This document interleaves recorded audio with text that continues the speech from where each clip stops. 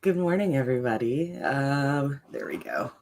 Wow, rocky start this morning. I just forgot how to set everything up, and that's okay. Or I forgot to set everything up. I don't know. It's like, oh, this looks good. Anyway, good morning. I am Chloe, and this is Rise and Right, and I am joined today by Chonk and Ma'am, both there today. We are going to be doing a starting 10-minute sprint, and then we're going to be doing 20s after that because I've been feeling really good about that. And I have to get this book edited. I want this book to be out. This is like the first time in ages that I haven't actually put a book up for a pre-order. I'm just going to drop it. I don't know. It's just what I'm feeling this time around. But I'm aiming for it to be out on the 19th, and I'm doing a final edit right now, but I think I'm going to need to do a proofreading on it. It's just still, I'm doing a lot of cutting out whole sentences, stuff like that. So with that in mind, that kind of thing leads to typos. So I think I'm going to do it twice, which means it is the fourth now. I've got 15 days to finish this edit and then let it sit for a minute and then do another edit, because I can't go from a final edit to a proofread like that. It's just I won't be able to pay attention to it. So for the next couple of weeks, I will definitely be sticking with this 20-minute sprints and 5-minute break thing. And we'll see where I go from there. Good morning, Petra, and good morning, Miriam. Thanks so much for joining today. I'm also real sleepy this morning, which, I mean, it's morning, whatever. But I did that thing where I was trying to shut off my alarm clock in my dream. In my dream, I was screaming at my alarm clock and nothing would shut it off, because my alarm clock is real. My dreams are not. And it has been ages since this happened. I think I'm just a little bit under the weather, so it hit a lot harder than usual. But I was so mad at my alarm clock. It's my own stupid fault, but here I am gonna yell at my Echo. It's not even an actual alarm clock. It's my poor Echo. I live for this damn thing. I don't know. I got one just on a whim, and now it is everything. And I get really mad at her for not knowing everything that Google knows. I don't know. It's a weird relationship that I have with her. But I love her, and she gives me music. And I could tell her to play really weird stuff. I did 80s soft pop the other day. I was like, I don't know if this is even a thing, but I'm going to ask her to play it and see what happens. And she just started busting out some Cyndi Lauper. Oh my God, yes. All right, let's go ahead and do our first sprint. We're going to go for 10 minutes. This is our little warm up. It is 5 after. Oh, hey, Pronoun. Thanks for joining. I'll see you guys in 10 minutes. That's going to be quarter after.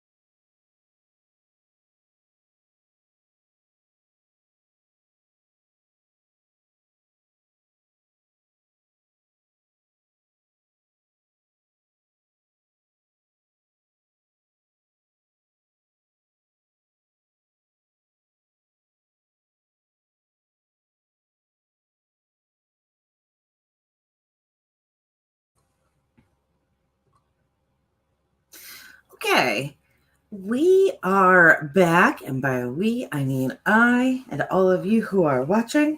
We are going to take a 5-minute break here and then do a 20-minute sprint. I got 2 pages edited. I know that there's no better way of saying progress with edits, but I hate saying pages because it's just not a. You have no idea how long my pages are. But in Microsoft Word and the font that I have and the size of the font that I have, I got 2 pages done, which I feel good about. I had two errors there. One was I don't know how I keep missing spelling errors in this one.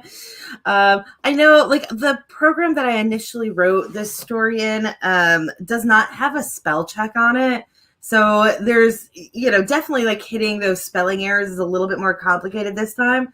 But like I'm missing red line spelling errors. Like it's not even like it's homophones or anything like that. In this case, it was sulfuric. And I will say, I spelled sulfur with a PH. And I ended up Googling it after I figured out the right way of spelling sulfuric. And I guess that's how they spell it in British English, but I'm American. So I don't know why I was thinking that there is a PH and not an F in sulfur. And I guess we all spell sulfuric with an F because it would not accept it with a PH. I had that error, and then I had another one. Apparently I have changed how I write some, like my actual, like as much as we all know basically the same words and the same sentence structures and all that as everybody else. But we all tend to have like our favorite words and our words that we never use, even though they're like really common words. And then the same with sentence structures.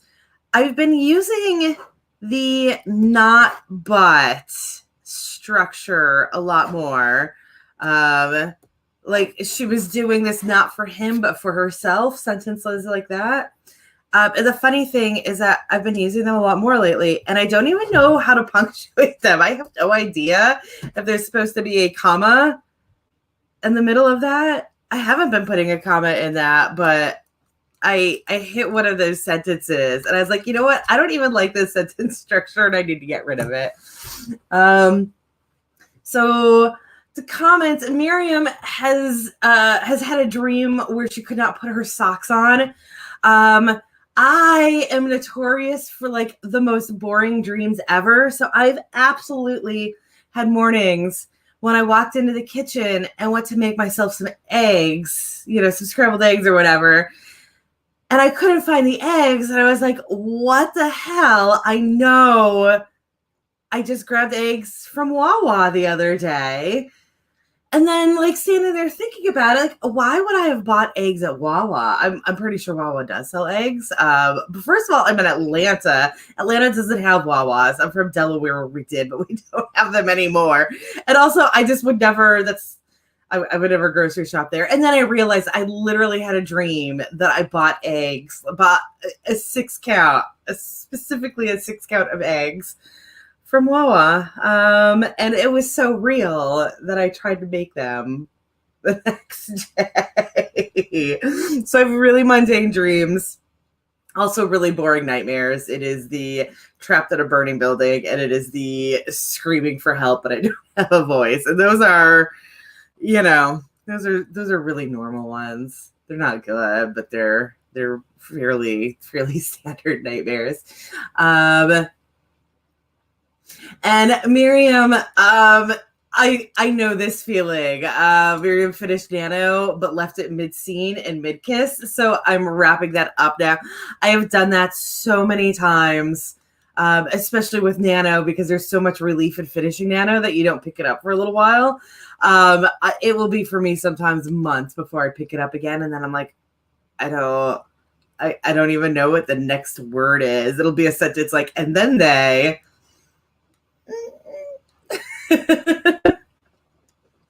Let's go ahead and get our next sprint going. We'll keep this going. I need to get this stuff done. My roommate's mom just broke her arm. I'm gonna say it was a more complicated injury with the socket. I don't know, but it's easiest to just say that she broke her arm. So now she needs me to go up there and help her with some stuff. Like not today, but soon. And she'll say it's like a 2-hour thing, and then it'll be like an entire day. So I'm like, I need to finish this edit before I do anything with Kay. I'm gonna help her, but I gotta get this done first. I can't lose an entire day on this when I'm in the middle of this edit. So with that in mind, we're gonna write for the next 20 minutes. It is 21 past. So I will see you guys at 41 past.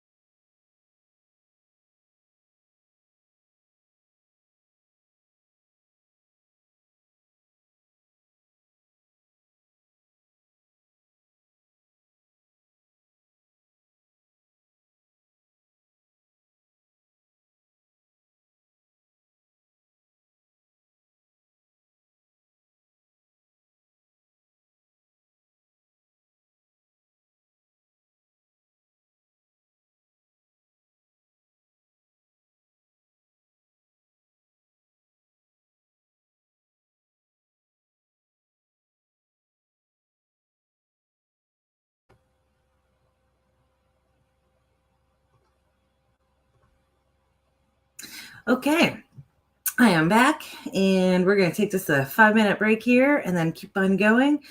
Pronoun is editing some family photos. For all of the photo editing skills that I have, I never think to edit photos.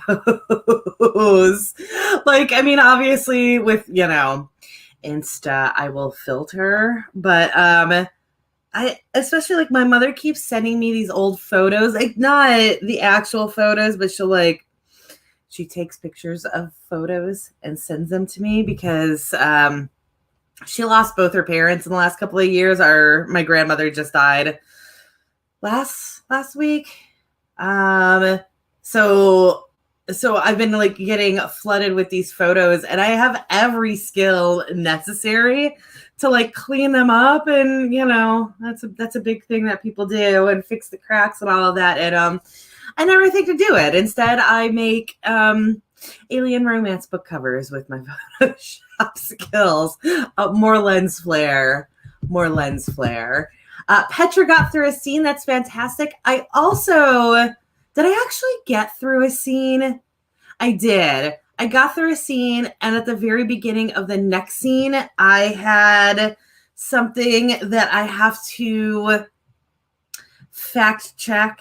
And unfortunately, what it is, like, it's something like, did this already happen previously in the book? And it's just whether one of the characters mentions how he lost his parents already or not.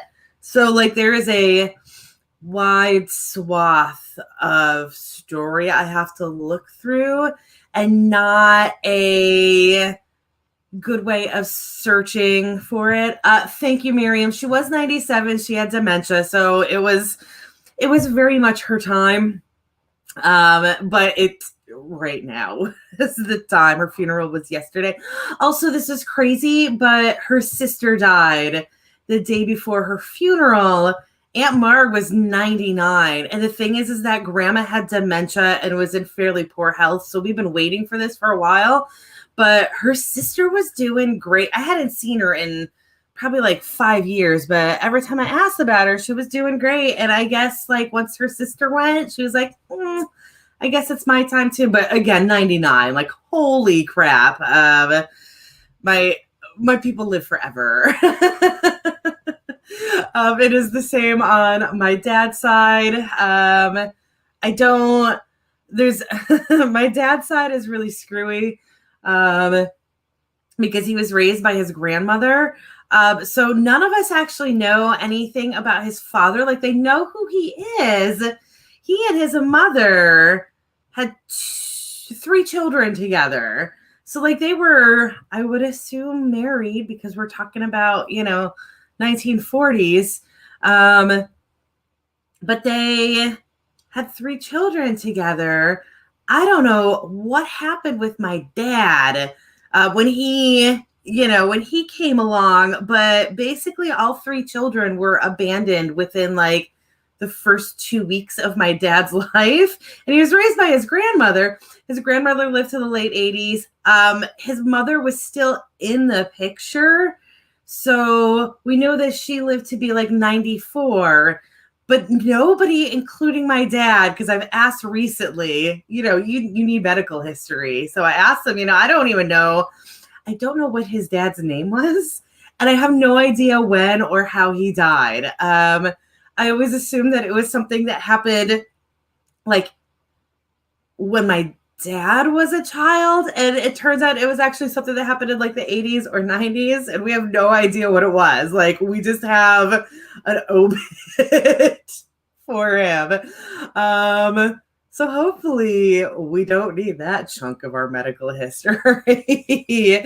But by all accounts, my family lives forever. And then Miriam, you said that you're watching Ava Deverell's world building on one page because my other novel is, oh God. Yeah. I love world building fantasies. I love making magic systems. The problem is that I also love writing romance, and there's not really a market for high fantasy romance right now. I've written it. I just haven't gotten to the point of publishing it. I'm hoping to like build my career on paranormal and sci-fi and romance, paranormal and sci-fi romance, and then make high fantasy romance happen. But I love doing all that stuff, and I love having like a fantasy environment for them to be going through. Like I love the adventure aspect of fantasy. I love all of it. I just also want there to be like banging. And on that note, banging. Let's go ahead and do our next sprint. It is 8:47 in Atlanta, so we are going to be rating until 9:07. I feel like this is always the one that runs a little bit long. Let's go ahead and get these words in, or this editing in, or whatever you happen to be doing today. Good luck, everybody.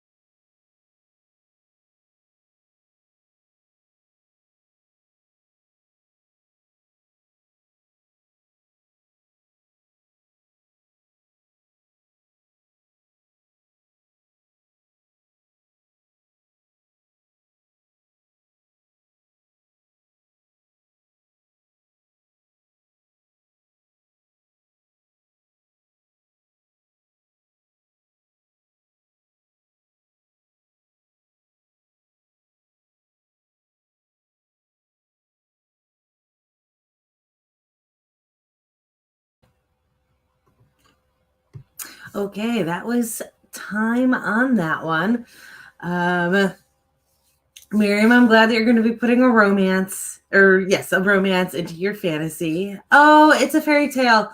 Got it. I also love fairy tale retellings, except that I've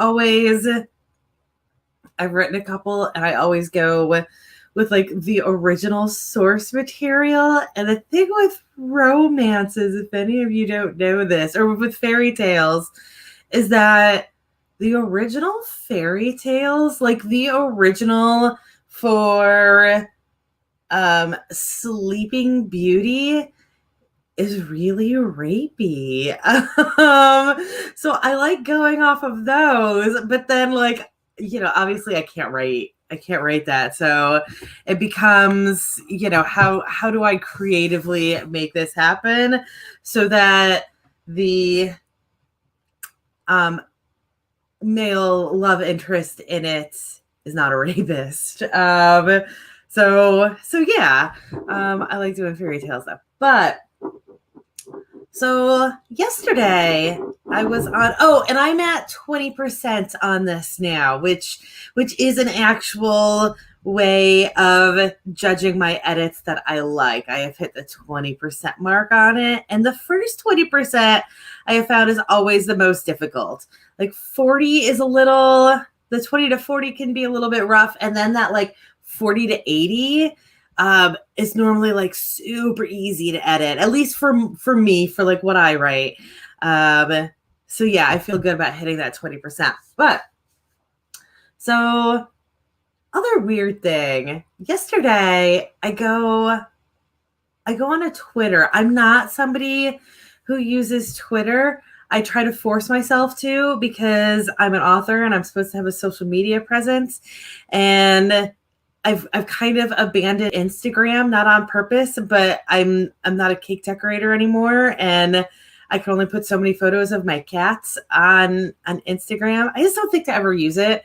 I didn't even realize I had stopped using it until I went to find something, and it turned out my last post had been like 6 months before. Anyway, so I came up with a clever tweet, and I went on a Twitter. And I discovered that Nora Roberts was trending, which, if you use Twitter, you know that whenever a romance author appears as trending, something crazy has just happened. The last one I remember seeing was it was either Courtney Milan or RWA, and it was when RWA basically collapsed after accusing Courtney Milan of I guess canceling is the best way to say it, when they kicked Courtney Milan out for blasting somebody for being racist, which was absolutely her job. Anyways, so Nora Roberts is trending, and I'm like, oh Lord, what's going on now? Some random person, one of her readers, from the looks of it, it was not somebody in the publishing industry. Just by the way that she phrased, like she straight up said, like, just because we're readers, that doesn't mean we don't know how publishing doesn't work. So I'm assuming that she is in no way in the publishing industry. But she tried to school Nora Roberts on publishing schedules. Nora Roberts, who's been writing, like, I have been reading Nora Roberts for 20 years, and I feel like she's probably been publishing novels my entire life. And some rando tried to tell her how a publishing schedule works. And Twitter, I believe it was actually on Reddit. No, it was the one that's got the little shapes next to your name. That's how I always recognize. I think it's Tumblr. Anyway, it was the funniest damn thing that I ever saw. It's Nora Roberts. Her entire life. for like her entire adult life, and she is really old, has been publishing. And so she's also been through like 800 different publishing companies. And she knows, she's been through all the different iterations. She's from a time when, cut and copy and paste was literally taking a piece of paper and cutting out a section of it and pasting a new section in for editing. Yeah. So for somebody, Deborah is her name. Deborah tells Nora Roberts how publishing schedules work. I feel like it was like I didn't get to read the entire thing because I was about to leave the house. But from like the little snippets, if I was taking a guess at it, she was complaining about a trilogy that Nora Roberts is currently working on where the books are getting published once a year. And she was trying to explain to Nora that like you can get that changed. You can get it faster, like blah, blah, blah. But the thing is that like Nora Roberts can really like put out as many books as she wants if she tells the publisher that she's doing that. She already publishes under 2 different names. She's also J.D. Robb. She writes in 2 different genres. And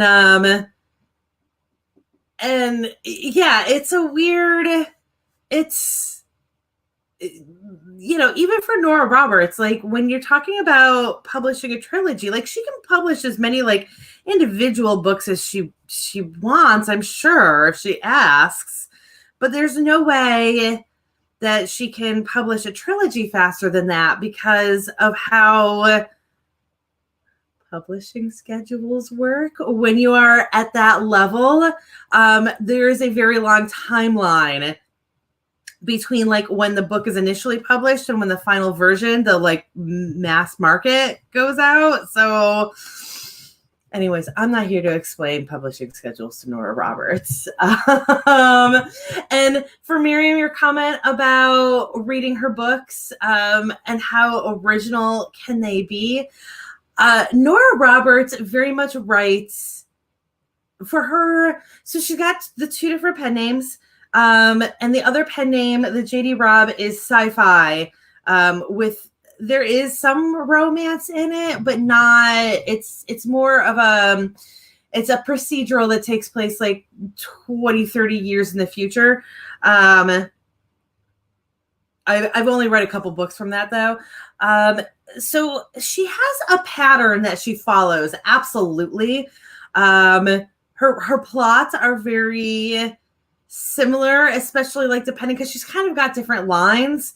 So like her trilogies are all very unique, but like for her basic books, at least like I haven't really read her stuff in a while, but there was a while there where I was reading, just like picking up every single one of hers from the library. They all have very similar plots and very different settings.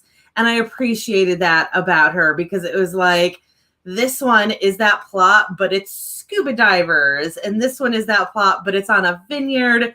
This one is that plot, but it's, diamond thieves. Which, and they're all, they're mostly enemies to lovers. Not all, but like they are formulaic, but that like change of scenery, I don't know, it always worked for me. Okay. I rambled way longer than I was supposed to. But it is 9:17 and we are going to write for the next 20 minutes. So that is going to take us to 9:37. I will see you guys then.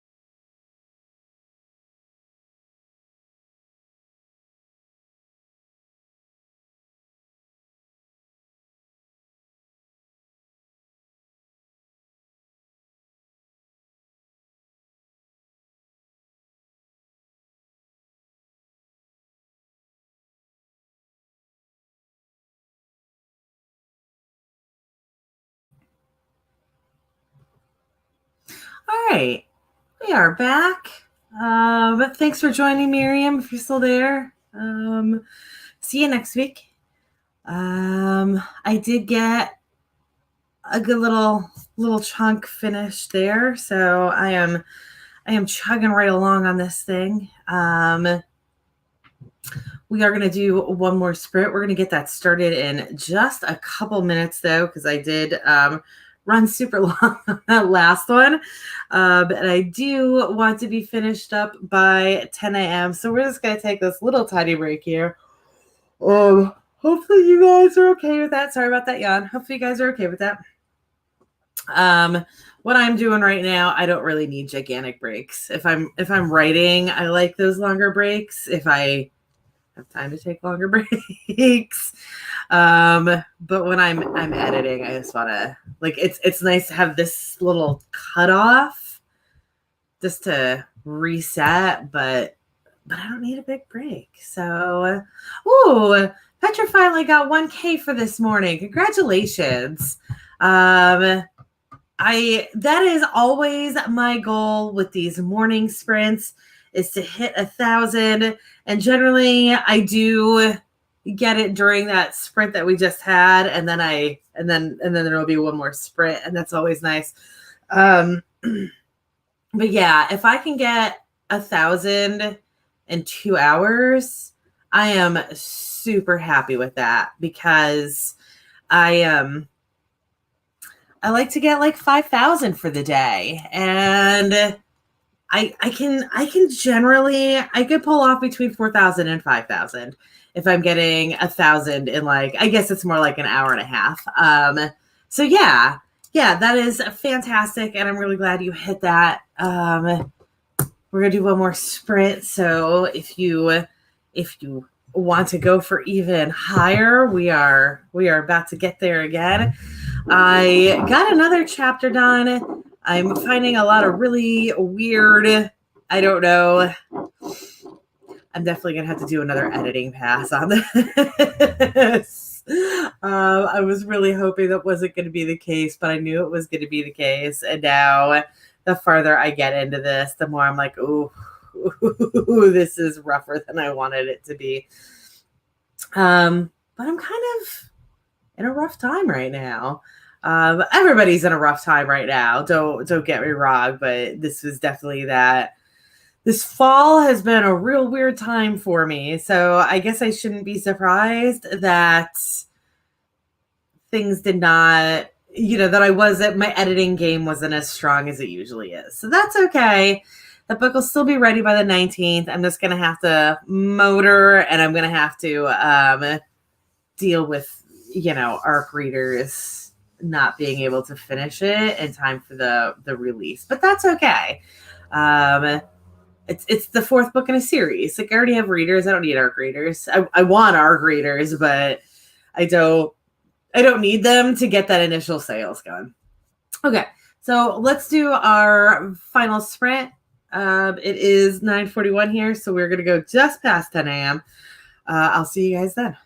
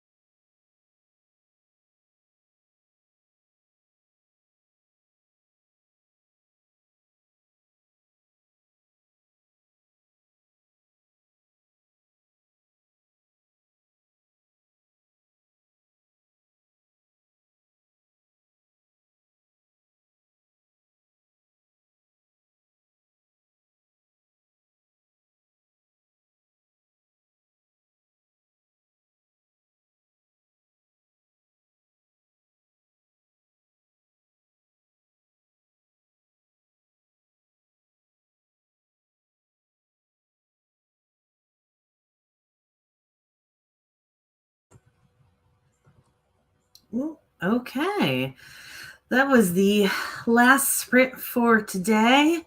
I got a chapter done on that. I also, it looks like I had a total of 23 pages edited for today, and I feel pretty good about that. That is about 10% of the story that I have done in 2 hours this morning. So that feels pretty good. I will be back. I'm not here this weekend. I will be back on Monday at 4 p.m. for our regular Word Stitch show. Sandy is on maternity. I believe I've got Spence filling in for her. So that'll be a great show. Spence is great. That's 4 p.m. Eastern on Monday. And then Tuesday, I'll be back in this 8 a.m. slot. I'm not sure about the rest of the week because I am thinking about adding a Wednesday evening show, which means that my Thursday show will probably be pushed back a little bit, and then I'll be right back in this time slot for Friday. So I will have that all posted over the weekend, and just keep an eye out. I believe everybody who's here today is already a follower, so you'll get those updates as they come. But that's what I'm looking at for next week. Pronoun, that is fantastic that you wrote 229 words there. I'm glad you got a little bit done.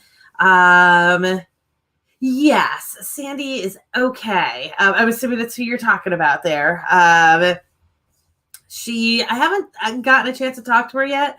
I figure she's like absolutely flooded with people texting her, finding out what's going on with the baby. But I did see pictures of the baby. There is a baby, and Sandy holding the baby. So I was going to wait until this weekend to pester her for updates. So you guys all have a great day, and good luck with your writing. And I will see you next week, where